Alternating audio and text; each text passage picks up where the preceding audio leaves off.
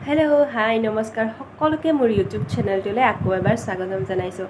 আশা কৰোঁ সকলোৱে ভালে কুশলে আছে আৰু ময়ো বহুত ভালেই আছোঁ।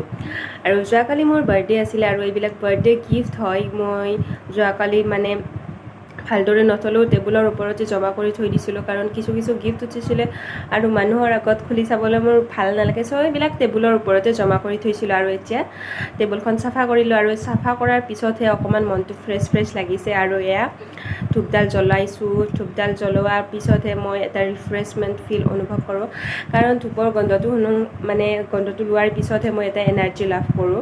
আৰু চাহকাপ খাই ল'লোঁ যোৱাকালি বাৰ্থডেৰ কেকেৰে খালোঁ। আৰু তাৰপিছত মাষ্টাৰ্ছৰ নোটছৰ সৈতে ৰাতিপুৱাৰ আৰম্ভণি কৰিলোঁ।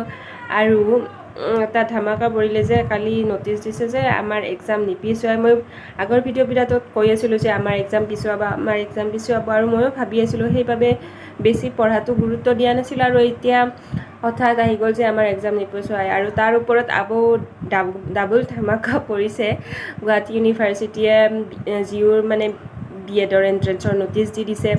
সেইটোও চাগে আমাৰ এক্সামত পিছতে হ'ব আৰু বৰ বেছি 5 দিনমান বন্ধ পাম। সেই 5 দিনত মই BEdৰ কি এনেকৈ ফালিম মই নিজে নাজানো। আৰু তথাপিও প্ৰথমতে মই মাষ্টাৰ্ছৰ নোটছখিনি পঢ়িছোঁ, সেইপিনে ভাবিবলৈ সময়ে পোৱা নাই।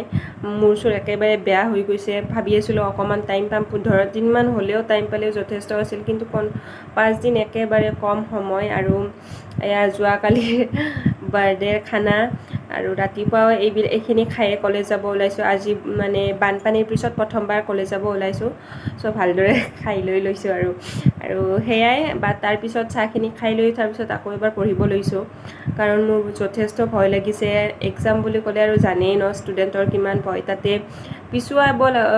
পিছুৱাব বুলি ভাবি থকা এক্সামটো যেতিয়া নিপিছুৱাই বুলি কৈ থয়, সেইটোৰ সমান ভয় আৰু অনুভৱ কৰিব পাৰে যাৰ লগত এইটো ঘটনা হৈছে।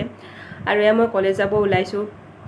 আমাৰ কৃষ্ণগুৰুৰ বগা ড্ৰেছ হয়, সকলোৱে কৃষ্ণগুৰুৰ বিষয়ে জানে আৰু মই বেলেগকৈ পৰিচয় দিব লগা নাই। চ' কৃষ্ণগুৰু ইউনিভাৰ্চিটিৰ ড্ৰেছ হয় এইযোৰ, আৰু বগা সম্পূৰ্ণ শান্তিৰ প্ৰতীক। আৰু মই এয়া কলেজ যাব ওলাইছিলোঁ। ভালদৰে বহীবিলাক ভৰুৱাই লৈছোঁ, বহুত দিনৰ মূৰত বহীবিলাক টাচ কৰা যেন লাগিছে। আৰু এয়া স্কুটিৰ চাবিডাল লৈ মই যাব ওলাইছোঁ নহ্ৰৰ পিনে। আৰু এয়া হৈছে মোৰ ক্লাছৰুম। ছাৰহঁত অহা নাছিলে, সেইবাবে মই ভিডিঅ'টো কৰি আছিলোঁ। জাষ্ট 5 ছেকেণ্ডমানৰ কাৰণে কৰিছিলোঁ, বেছি কৰিব নোৱাৰি। আৰু আহোঁতে এখন BEdৰ এণ্ট্ৰেঞ্চৰ গাইড বুক লৈ আহিছোঁ। নাজানো কিমান পঢ়িব পাৰোঁ, কাৰণ টাইমটো নাই। এই মাষ্টাৰ্ছৰ নোটছৰো একো কমপ্লিট হোৱা নাই। আৰু সেইপিনে জিও BEdৰ এণ্ট্ৰেঞ্চ দি দিলে, নাজানো আৰু কি কৰে। অলপতো পিছুৱাব পাৰিলেহেঁতেন ন, আমি কি কৰিম এতিয়া তাকে ভাবি পোৱা নাই। চ' যি হয় দেখা যাব। আৰু 1 বছৰ গেপ পৰিব যেনেই পাইছোঁ। আৰু কাৰ পঢ়া হৈছে জনাবচোন BEdৰ কাৰণে। কিছুমানেতো আগৰ পৰা প্ৰিপেয়াৰ কৰি আছিল, মই বাৰু আগৰ পৰা প্ৰিপেয়াৰেশ্যন কৰা নাছিলোঁ, কাৰণ এই মাষ্টাৰ্ছতো বহুত প্ৰেছাৰ থাকে, বহুত কিবা কিবি পঢ়িব লগা থাকে, বাহিৰা বহুত পঢ়া কমকৈ হয়। মই ভাবি আছিলোঁ কিবাকৈ অকণমান টাইম 20 দিনমান পালেও আৰু বহুত যথেষ্ট আছিল, কিন্তু আৰু শেষত নহ'লে। আৰু মই কলেজৰ পৰা আহি শুই উঠি ভাত খাই উঠি মই এয়া নোটছ লিখি আছোঁ, মাষ্টাৰ্ছৰ নোটছ। আজি ছাৰে লিখিব দিছে কিবা এটা, আৰু এইটো লিখি লৈ চৰি মোৰ আচলতে ভাষাটো নিজৰ ভাষা ওলাই যায়, কাৰণ মই বৰপেটা জানেই আৰু এডজাষ্ট কৰি ল'ব। আৰু সেয়াই মই মাষ্টাৰ্ছৰ এটা নোটছ লিখি আছিলোঁ।